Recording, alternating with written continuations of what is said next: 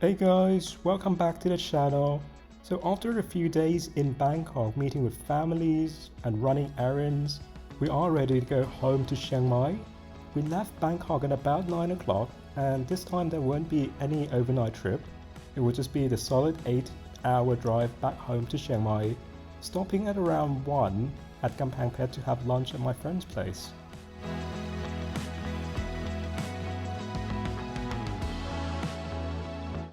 So we're back in KAMPANGPHET at my friend's restaurant. So in the previous video, I've showed you that incredible pad thai which they sell from 5 to 8, but from 9 until about 2 or when they run out, they sell roast duck, Charsiu pork and crispy pork. And we were so hungry when we got there, fumbling for utensils that it took me forever to actually fish the spoon out.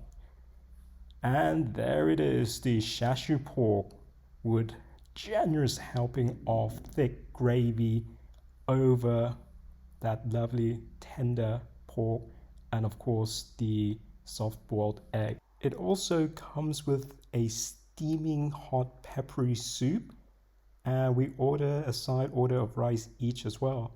Oh, it looks incredible.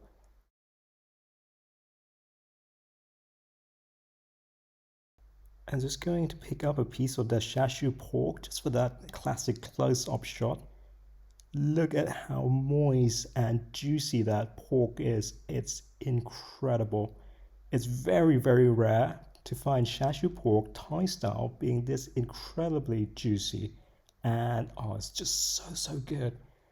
And just before we dig into this, we need to put it over our rice, get a generous helping of the gravy on top, and oh, it's gonna be a good one. I can just tell already it's gonna be amazing. Just can't wait. And yes, really dig in, and there it is. And I completely forgot to add this chili in dark sweet soy sauce. The chili's been pickled slightly, but it's a classic accompaniment to Charsiu pork and roast duck over rice. And just getting a generous helping of that straight in there. Come back! The chili's trying to run away, trying to escape, but it's not going anywhere. It's going on my spoon. There it is. That is the bite that you're looking for right there. It's got everything. Let me tell you, the pork was juicy, it was tender, but still has a bite to it. Goes really well with the steaming hot rice. And oh, the star of the show, the gravy. It's not overly sweet like in other places I've tried. It's got a really fantastic balance between the savory and sweet. Oh, so good. After that incredible lunch, we went downtown to visit my wife's relative who runs a coffee shop, and we got some Americano, and also my wife picked up some iced latte. Ready for the road trip ahead.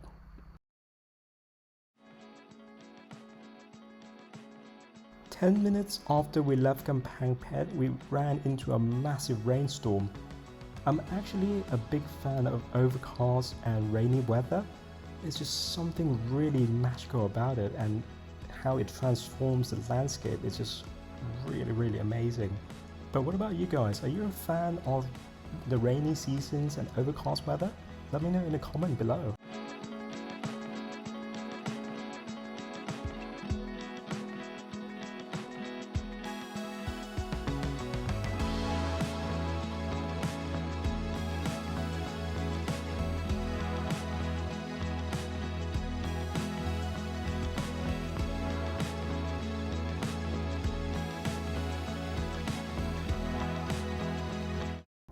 And just after the rainstorm, we're in Tak at this coffee roaster. My mom is a really big fan of this coffee roaster, and she asked us to grab a few bags for her. And it's a really nice, idyllic shop set in the garden. Apart from coffee, they also have the pork buns and also Thai custard filled buns as well. But it's really all about the coffee here. They have their own roasting machine in the back, and you can get about half a kilo for around 2 to 250 baht. and oh, they smell amazing, the coffee.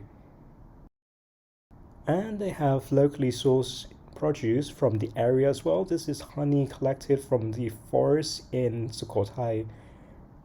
Apparently, honey collected from the 5th and 6th months produces the sweetest and best kind of honey. That's why they're the most sought after, and they are increasingly rare, and that's why it costs about double from what you normally get from the supermarket. Here is about 600 baht a bottle.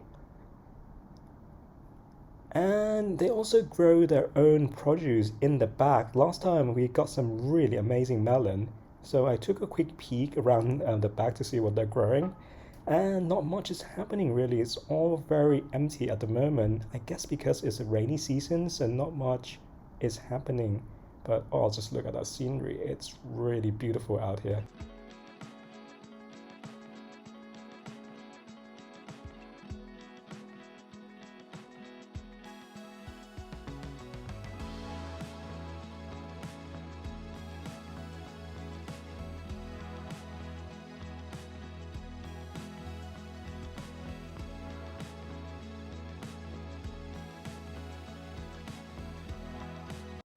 At this point, we're about an hour and a half from home, so close.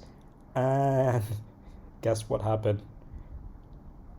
We got this low tire pressure warning just before we got to the mountain pass of Kuntan.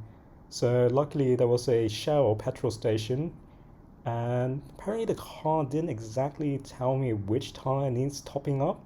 So I checked all 4 tires, cross-reference with the information on the driver's door actually. Yeah, it's like playing a guessing game, going to each tire, checking the tire pressure carefully and seeing which one will hit the jackpot.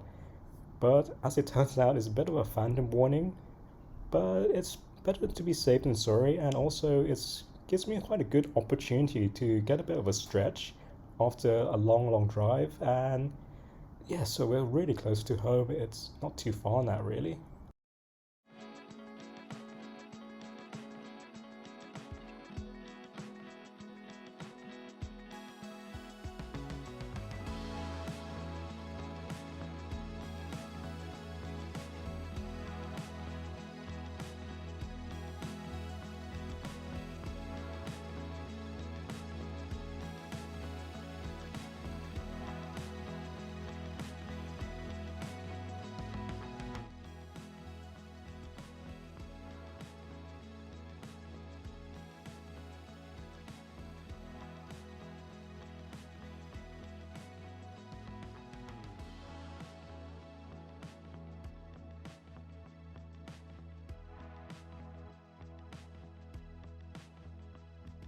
Coming into the outskirts of Chiang Mai, it's just a little bit close to 7 o'clock, and overall it's been about 8 to 9 hour drive, so a little tired but not too bad.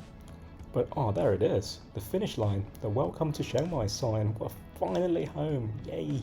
And just like in the previous vlog, I've included a Google Map link to each of the restaurants and places I've been to, and also I've included a cheeky little bathroom breaks during the road trip as well, because sometimes petrol stations can be a bit of a hit and miss, and I like to combine this break with a coffee break, so that's why there's a lot of coffee places in the reference below.